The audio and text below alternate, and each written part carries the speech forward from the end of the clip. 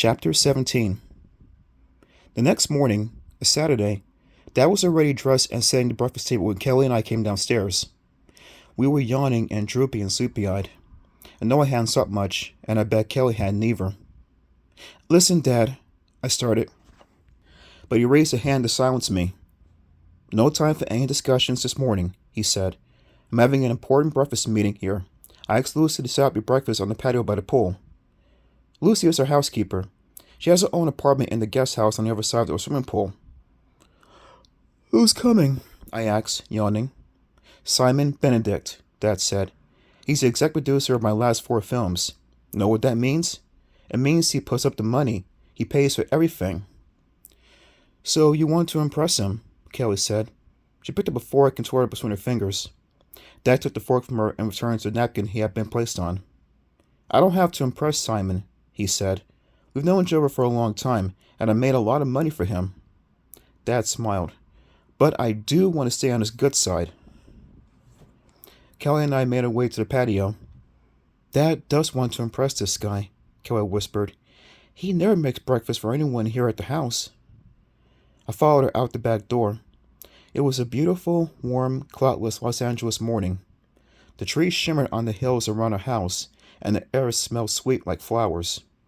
A squirrel stared at us from the center of the patio. It was eyeing a nut on the lounge chair cushion. The nut must have fallen from one of the fruit trees that overhangs the patio.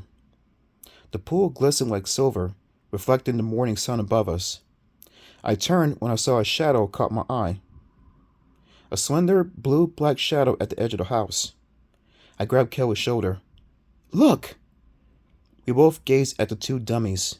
They leaned against the red wood shingles at the back wall of the house, half hidden in shade. They were watching us. "I don't believe it," I muttered. Kelly opened her mouth to reply, but stopped. Slappy was motioning with one hand, waving us over. We both hesitated. But we knew we couldn't ignore them. We had no choice. We had to find out what they wanted. I turned back and looked for Lucy. Did she see them too? No.